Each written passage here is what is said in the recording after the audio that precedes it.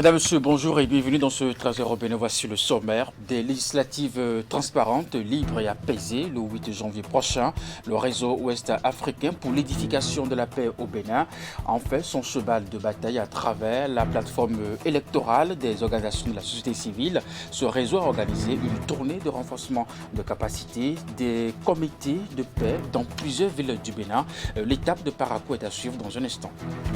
Ensuite, formation des entreprises sur l'audit, le rapport de gestion et financier. L'initiative est de la Fondation pour le droit africain. Elle œuvre pour la bonne gouvernance des entreprises. La formation vient à point nommé renforcer la capacité des entreprises.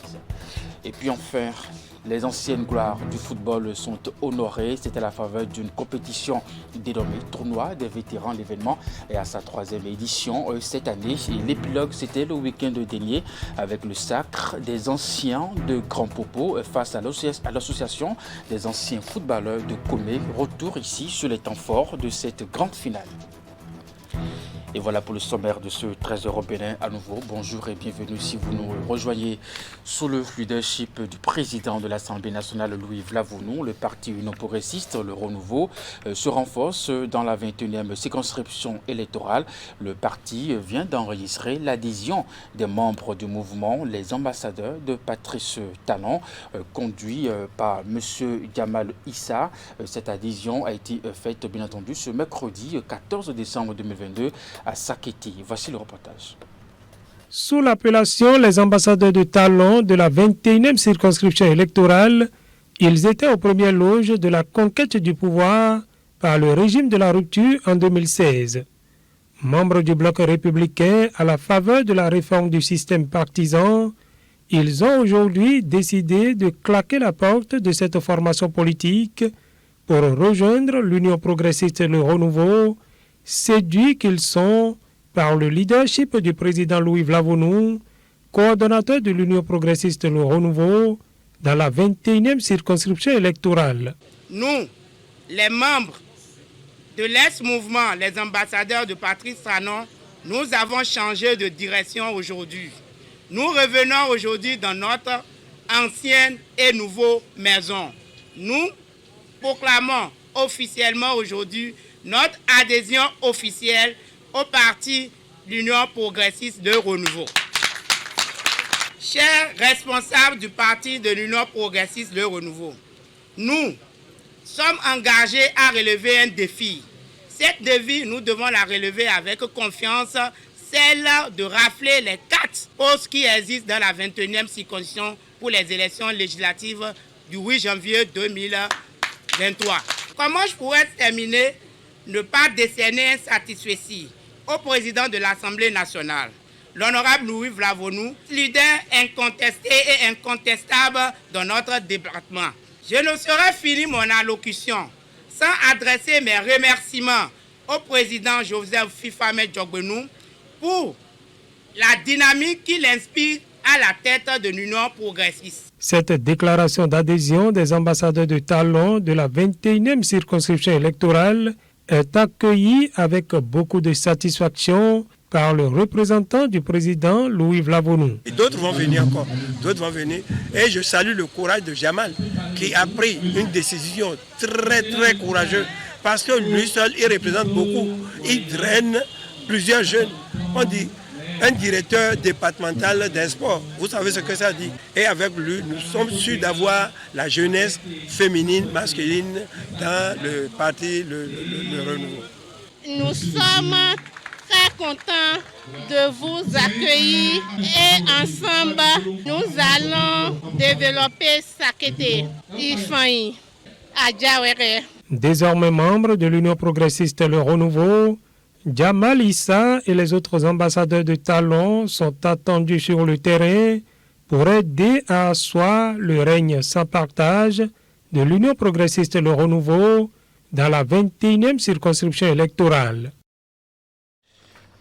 Et pendant ce temps, les préparatifs des élections du 8 janvier vont bon train, justement, dans les différentes circonscriptions électorales. Les candidats déroulent le chronogramme. C'est le cas, bien entendu, de ceux du bloc républicain de la 13e circonscription électorale. C'est le cas également du trio Malik Bida et Mounifar qui ont choisi la journée de ce jeudi pour se présenter officiellement à leurs militants et militantes. Voici les images.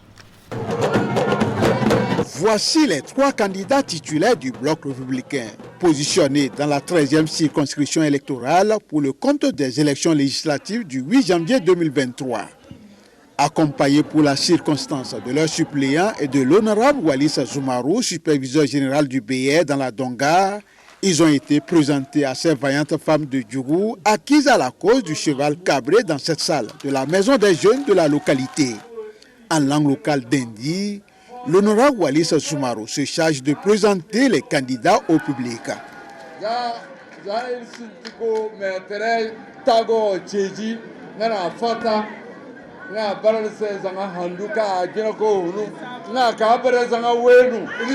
Nous avons 3 candidats. Le premier, c'est Malik Gomina, c'est le maire. On vient de sortir d'une élection où c'est la tête de Malik qui était visible par tout le monde. Et donc, si on doit procéder à d'autres élections et qu'on le met devant, on n'a aucun doute. Après, c'est Bida. Bida, encore, c'est un ancien. Madame Mounifa et notre vedette, Madame Taïrat. Devant ces militantes engagées, les candidats vont tour à tour saluer leur forte mobilisation, expression de leur adhésion au bloc républicain. Lorsque la campagne sera ouverte, nous allons mettre la machine en marche. Et vous-même, vous avez pu voir, ça présage de ce que sera la campagne. À Djougou, ce sera une campagne de feu. Vous savez qu'il ne pouvait d'ailleurs en être autrement. Au niveau du bloc républicain à Djougou ici, il serait difficile pour les autres formations politiques de nous disputer nos terres. Ici, c'est le bloc républicain. Hier, aujourd'hui, la campagne électorale sera une campagne de fête. Nous avons exprimé notre fierté et nos gratitudes à l'adresse du gouvernement du président Talon et en l'occurrence à lui-même, le leader charismatique de la mouvance plurielle, pour tous les efforts fournis à l'adresse du Bénin en termes de réalisation de développement, particulièrement pour l'attention qui a été accordée à notre circonscription, la 13e, la commune de Djougou.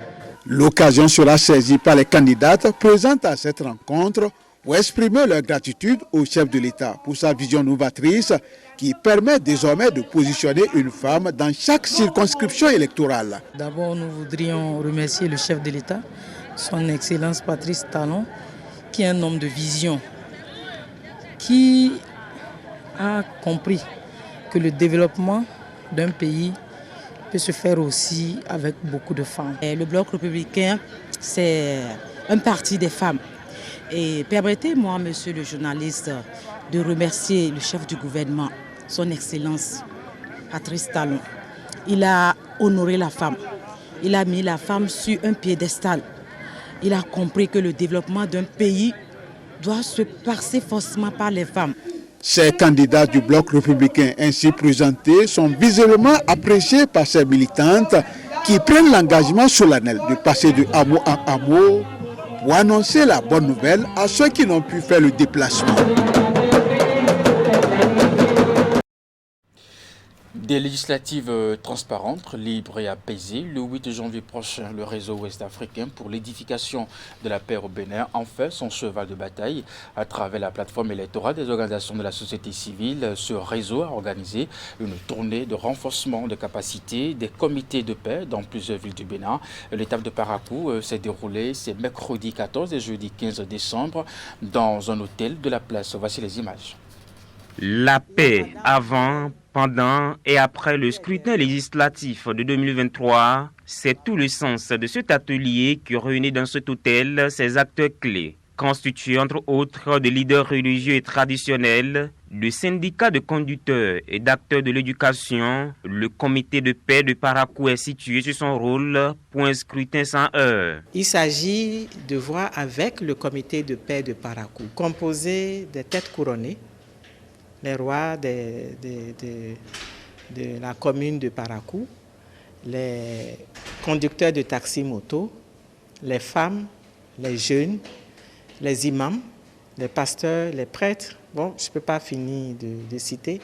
En tout cas, toutes les personnes pouvant apporter leur grain, leur contribution à faire en sorte que les élections se déroulent de manière pacifique dans notre pays, ces personnes que nous rassemblons et qui seront des relais dans leur communauté. De façon spécifique, il s'est agi de faire le bilan du fonctionnement et des actions du comité en 2021, identifier des actions à mener pour une pacification des législatives de 2023 et outiller les membres du comité en outils de prévention, analyse et gestion des conflits. Alors nous sommes aujourd'hui à Parakou pour faire le bilan de ce qu'ils ont pu faire au cours des élections passées, avant, pendant et après les élections passées. Nous allons aussi les renforcer. Et le renforcement sera fait sur des techniques pour la prévention et la gestion des conflits. Dans les forats, nous discutons de la paix. On fait des séances de sensibilisation sur la paix. On va au niveau de ces petits groupes qu'on appelle des FADA. On échange avec les représentants de ces groupes-là. On leur dit ce qu'il faut pendant et après. Qu'est-ce qui peut amener la violence? Qu'est-ce qu'il ne faut pas faire au cours des élections? Qu'est-ce qu'il faut dire? Cette activité de la plateforme électorale des organisations de la société civile, pilotée par WANEP Bénin, est menée simultanément dans les villes de Parakou, Tchaourou, Savé, Banté et Savalou, des localités qui ne sont pas choisies au hasard. Nous avions fait une cartographie avant de commencer ces activités, une cartographie de zones qui vont développer des conflits, que nous appelons des zones à risque. Et c'est pour résoudre les questions, disons, en prévision de proactivité, dans le cadre de la proactivité que nous sommes allés dans ces communautés-là. Après les législatives de 2019 et la présidentielle de 2021 émaillée de violence, tous les acteurs à divers niveaux se mobilisent pour que le scrutin législatif du 8 janvier prochain soit un moment pour célébrer la démocratie béninoise. La direction générale de la SBEE et son ministère de tutelle s'assurent de la disponibilité de l'énergie électrique en période de fin d'année. C'est ce qui justifie la descente conjointe effectuée ce jeudi sur 2 sites de distribution et de fourniture de cet intrant majeur à Vedoko et à Gbedjoromede. Le constat est reluisant. L'appui financier substantiel des États-Unis d'Amérique à travers le volet énergie du MCA Bénin 2 a porté ses fruits au-delà de la disponibilité en quantité et en qualité de l'énergie. Au-delà de sa sécurisation, c'est la fourniture sur le long terme de cette denrée capitale qui explique les motifs de satisfaction du ministre donnant Jean-Claude Oussou que vous entendrez dans ce compte rendu signé Akime Ousseini, bien entendu Rachidi Soubérou. Le vent qui souffle sur ces installations est nouveau, la résultante d'une vision, le concours financier d'un partenaire de choix et la franche collaboration d'entités techniques de facture, la CEB, la SBEE, le MCA Bénin 2 pour rendre disponible de l'énergie électrique en tout temps et en tout lieu. Le constat tient de la descente du ministre donnant Jean-Claude Oussou. Première étape, le site de Vedoko, dans la commune de Cotonou. Ici, ça fait 210 MVA augmentés en capacité, alors que la capacité existante est de l'ordre de 80-90 MVA.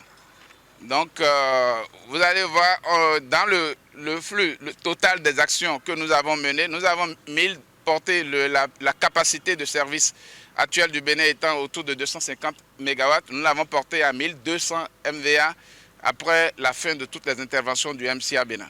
Donc, pratiquement multiplié par 5 la capacité existante. Sur le site de Gbedjoromede, le lexique n'a pas varié. L'investissement et la qualité de l'infrastructure tiennent en admiration la délégation présente sur les lieux. Dans Cotonou, on a plus de 46 km de lignes souterraines 63 kV et on a 2 boucles à Cotonou avec des postes électriques. Je commencerai par Akwakwa, Croix-Rouge, Sine Bénin, Centrale Akwakwa, Ancien Pont, Aéroport, Fidjrosser, Vedoko, Gbedjoromede. Ça c'est Cotonou. Sans oublier Maya Glita, et Boykon, Parakou, Djougou, Natitengo. Ça, c'est extraordinaire. On ne peut que vous remercier vous dire bravo et aussi féliciter le gouvernement à travers notre numéro 1, par le président Patrice Talon, pour cette volonté, cette détermination inébranlable qu'il a depuis avril 2016, de faire en sorte que ce secteur éminemment stratégique et capitalistique, puisque vous le savez mieux que quiconque, le nombre de centaines de milliards qu'on a investis dedans, puisse jouer son rôle, je dirais, de socle de développement socio-économique de notre pays.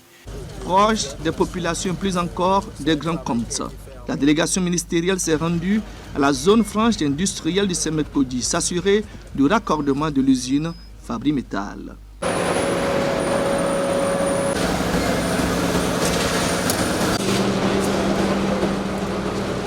L'objet de notre visite est de visiter ce gros client industriel avec qui nous collaborons depuis de nombreux mois afin de pouvoir le raccorder au réseau de la SB2E, ce qui est chose faite aujourd'hui. Une très bonne avancée. Donc, avant, vous fonctionnez comment? On ne fonctionnait pas, on ne pouvait pas démarrer l'usine, tout simplement. Mais là, vous travaillez. Exactement. Donc on est très satisfait. Nous arrivons aujourd'hui donc à la fin de cette première partie de ma tournée à Fabri-Métal, qui est donc une entreprise de production de fer à béton.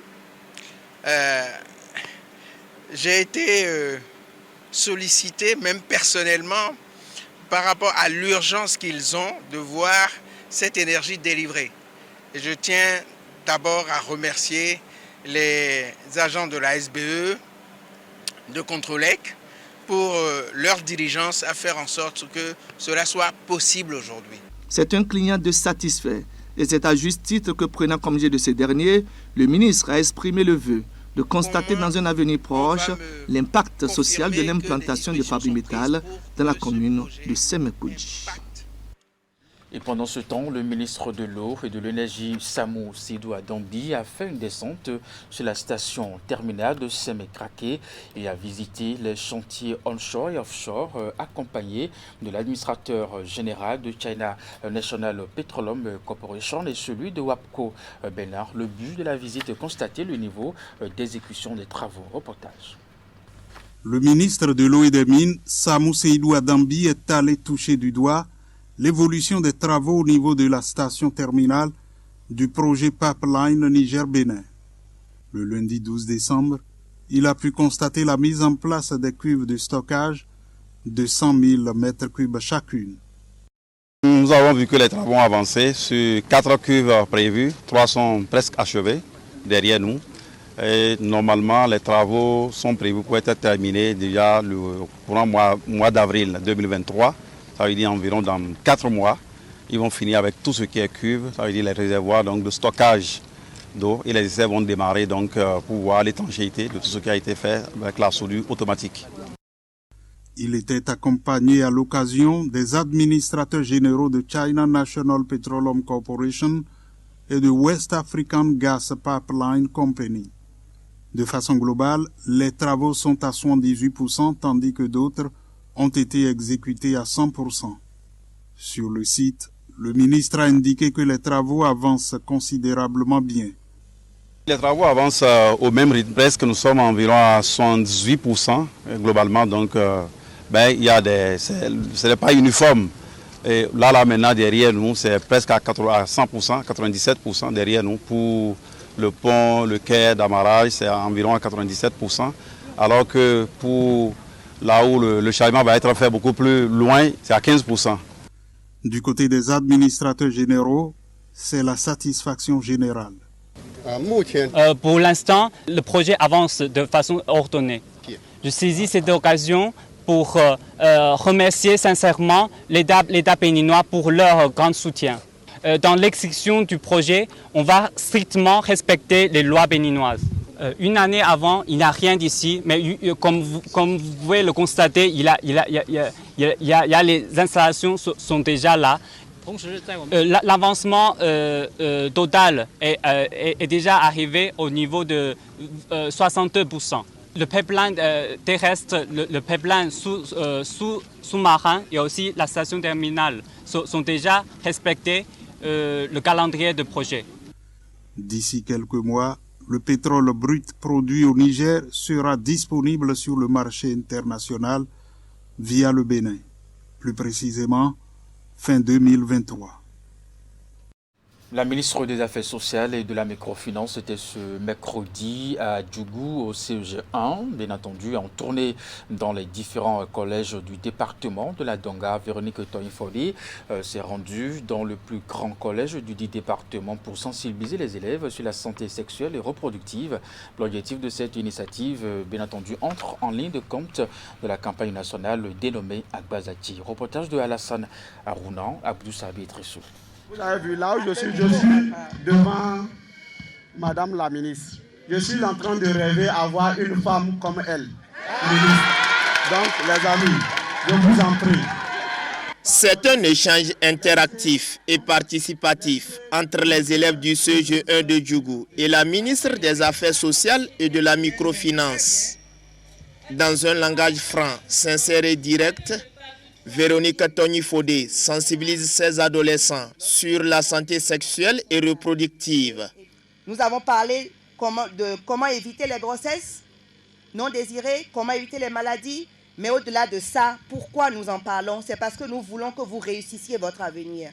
Et les filles doivent faire partie de ce contingent.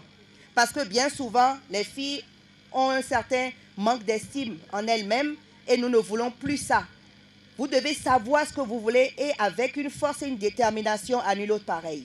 C'est le moment de vous remettre en question et de chercher les solutions, comment faire pour mieux faire, comment faire pour progresser, parce que demain se forme aujourd'hui.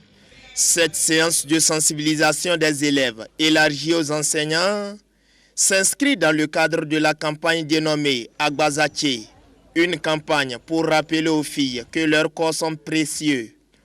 Occasion propice pour la ministre d'exhorter les élèves à s'adonner au travail. Donc vous devez avoir confiance en vous. Vous avez un cerveau, vous avez tous un cerveau et vous devez l'utiliser.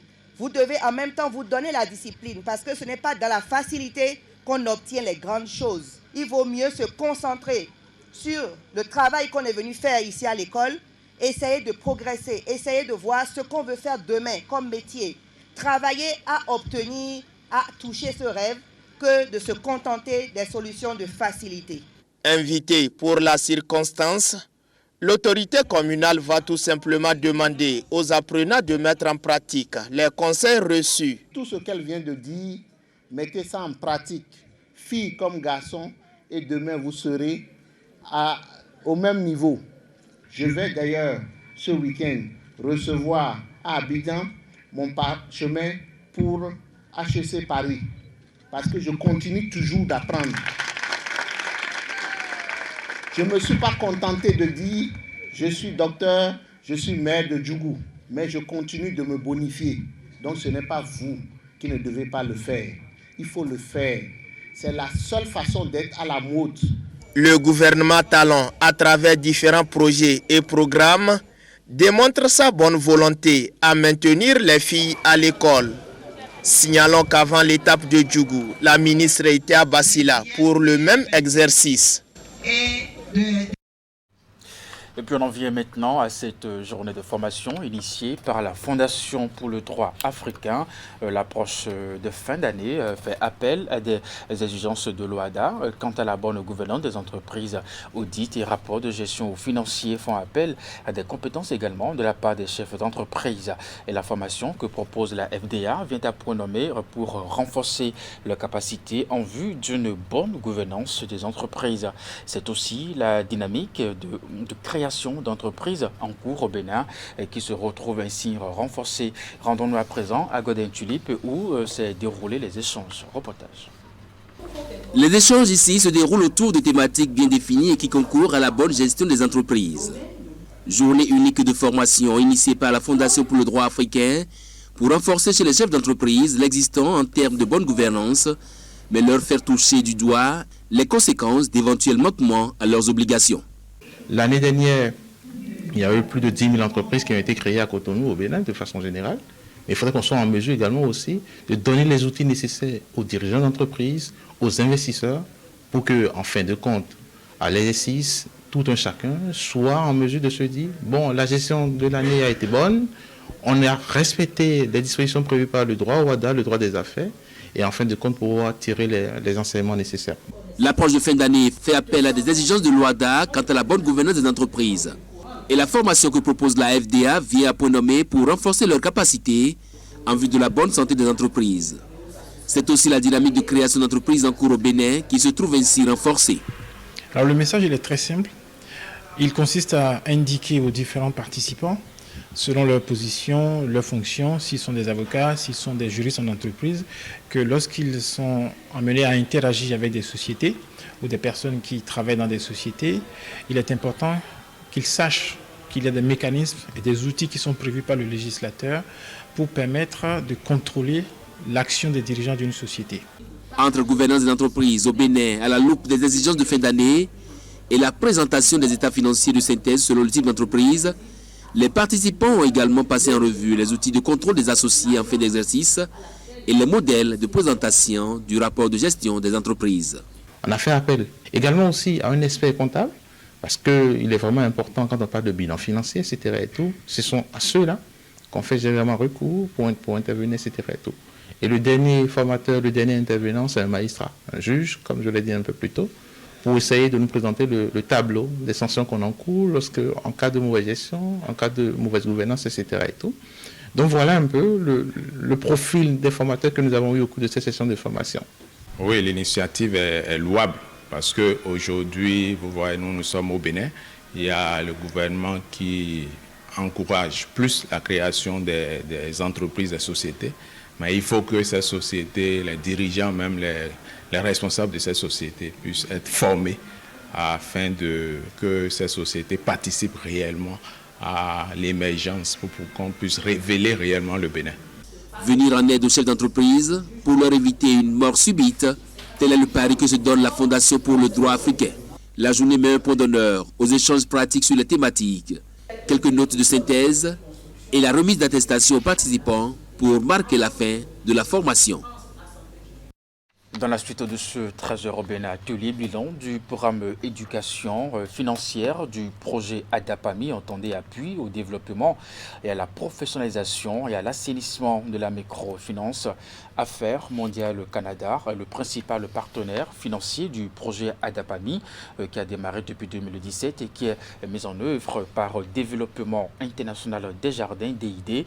Les résultats présentés au cours de l'atelier sont salués à la satisfaction générale de tous les acteurs impliqués dans la mise en œuvre du volet éducation financière du projet ADAPAMI qui tire à sa fin. Les détails dans ce reportage.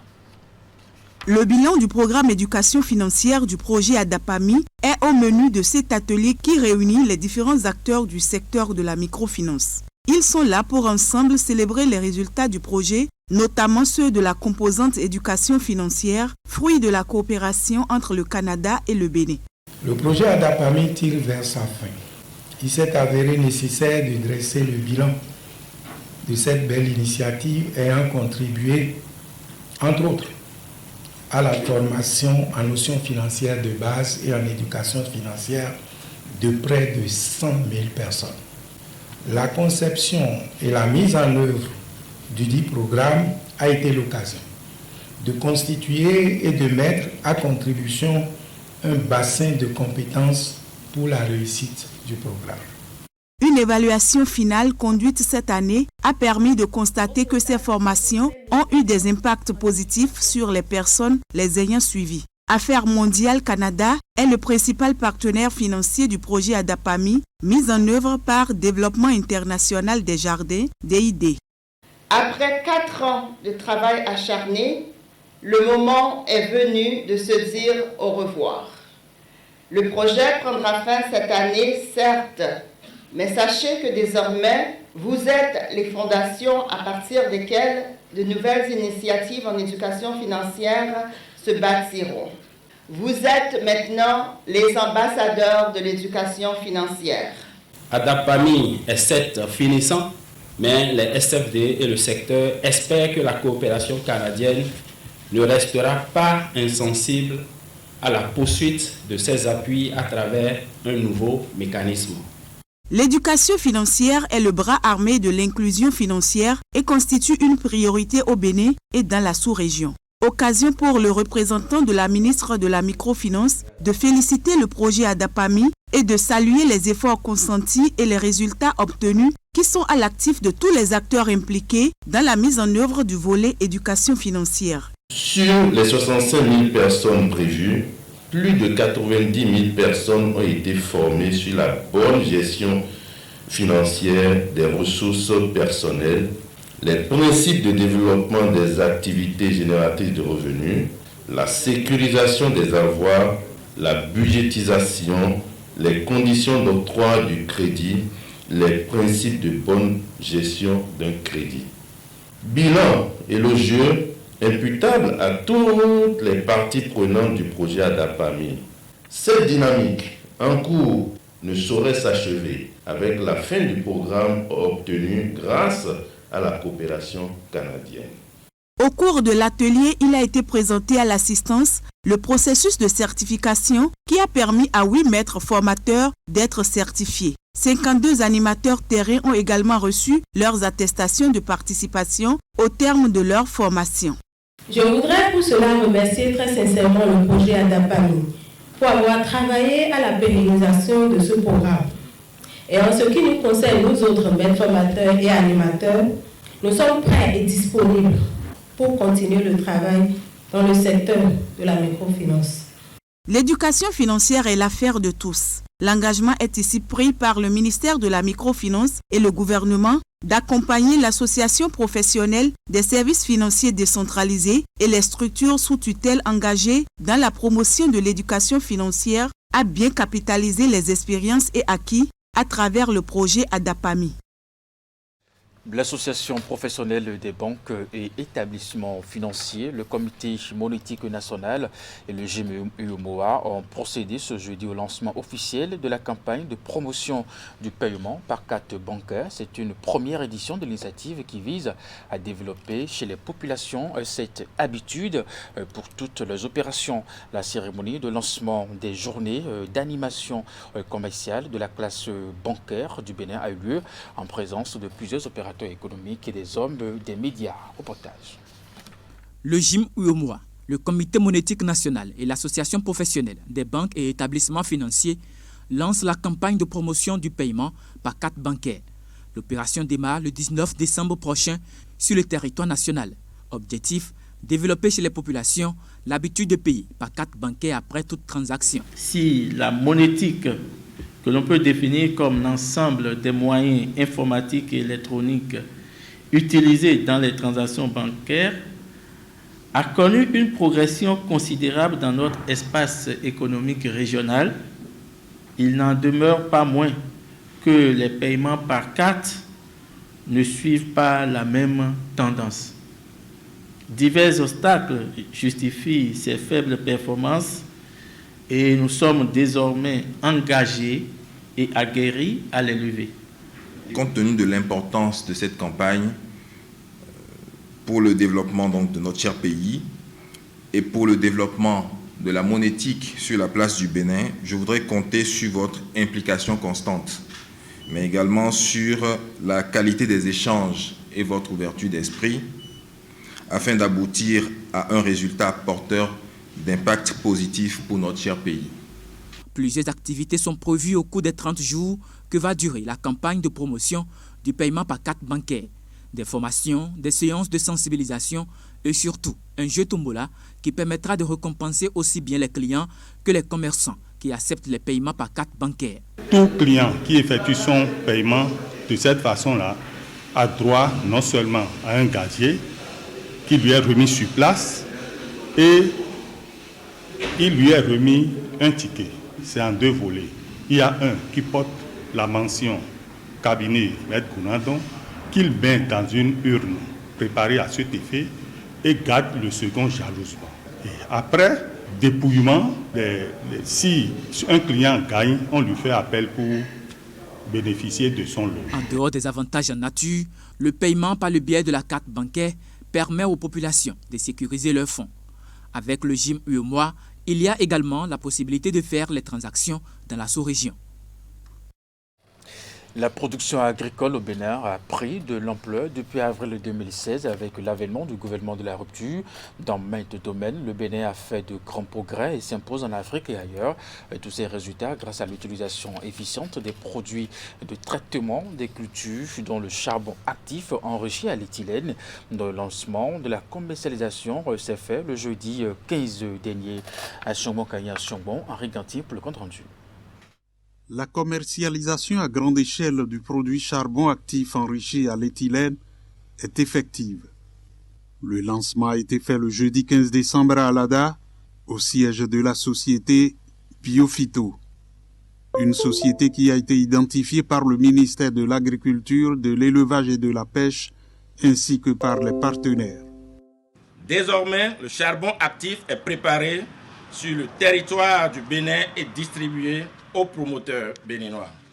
Aujourd'hui, Biophyto fournit aux promoteurs du charbon actif, quand bien même il reste à faire pour rendre disponible à l'échelle ce produit afin d'assurer son adoption par les producteurs. L'aventure a commencé sur un constat fait par Gildas Zodomain qui recommandait aux agriculteurs les produits qu'ils devaient utiliser.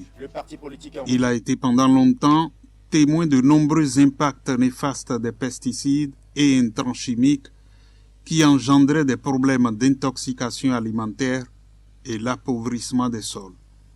Il a été sensible à ce fait et il lui fallait trouver une solution. C'est de là que j'ai commencé par chercher un peu autour de moi ce qu'il fallait faire pour le bien-être de nos chers agriculteurs. J'ai questionné un peu le passé avec mes parents. J'ai pu identifier une dizaine de plantes que j'ai transformées. C'était comme de l'amusement. J'ai été surpris que les agriculteurs aient apprécié vivement cette solution que j'ai mise en place. J'ai mis à contribution aussi mes chers partenaires de la recherche qui sont ici présents, qui ont à leur tour validé cette technologie. Partenaire au rang desquels Enabel, la coopération belge qui a été d'un grand appui à la société Biophyto. Depuis leur rencontre, les liens sont solidifiés, la confiance totale. Nous avons fait confiance à Biophyto. Biophyto inspire confiance. Biophyto est une référence. Biophyto a un fort potentiel de création d'emplois pour les jeunes et les femmes, mais également de création de richesses. Biophyto aussi fait preuve d'une expertise traduite par les nombreuses distinctions et certifications dont elle dispose. En dehors du lancement de la commercialisation, Biophyto a procédé à l'inauguration de son nouveau siège à Alada. Par la même occasion, la société a reçu 2 attestations de certification ISO 9001 et ISO 14001. Il faut noter que la société a reçu des subventions du gouvernement béninois pour ses recherches dans le domaine agricole. Dans le sport, pour finir à présent, les anciennes gloires du football sont honorées. C'est à la faveur d'une compétition dénommée Tournoi des vétérans. L'événement est à sa 3e édition cette année. Et l'épilogue, c'était le week-end de Déni avec le sacre des anciens de Grand Popo face à l'association des anciens footballeurs de Comé. Retour ici sur les temps forts de cette grande finale avec Narcisse Alossé, Florent Deroux. Dame Coupe sanctionnant le traditionnel tournoi des vétérans dans le département du Mono change de main. Elle sourit cette année aux vétérans de Grand Popo, vainqueurs 3-1 en finale face aux anciens footballeurs de Comé habillés ici en jaune. À la mi-temps déjà, les Popos menaient 2-0 avec de belles réalisations.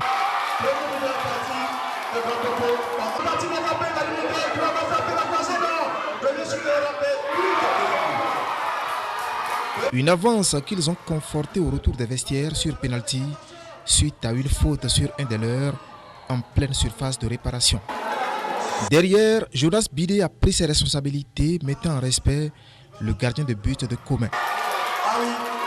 Au crépuscule de la rencontre, les jaunes ont réussi à sauver l'honneur sur ce coup franc.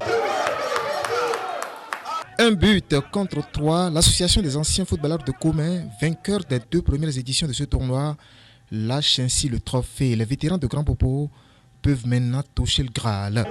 Vous jouez une finale et que vous la remportez, forcément vous êtes heureux. Donc je suis très satisfait. Encore que cette même équipe nous a déjà gagné par 2 fois. Je pense que ce soir nous avons essayé de renverser un tout petit peu la vapeur. Et c'est à bon escient, on est très satisfait. Satisfait, tout comme le directeur départemental des sports du Mono, qui pour la circonstance s'est fait accompagner par quelques amis. Qui dit sport dit santé. Et c'est toujours heureux de se revoir. Lorsqu'on a eu à jouer dans l'enfance, dans l'adolescence, c'est toujours heureux de maintenir le cap pour pouvoir garder la bonne santé et également la fraternité à travers ce tournoi qui s'organise chaque fois. C'est une initiative à perpétuer, à pérenniser forcément. Aujourd'hui, nous avons la chance avec le président Patrice Talon d'avoir des infrastructures modernes sur lesquelles nous exprimons ces talents. Et je reste persuadé que si vous avez eu de ces infrastructures par le passé, votre parcours aurait encore eu un autre sens. Et donc, à travers vous, je voudrais que nous donnions les leçons de fair play à cette jeune génération. La 3e édition du tournoi des vétérans ainsi vécu dans le département du Mono. Un espace de retrouvailles pour ces anciennes grandes figures du ballon rond qui ont longtemps porté l'étendard du département au Bénin et ailleurs. Les années, elles, sont passées, mais pas la nostalgie.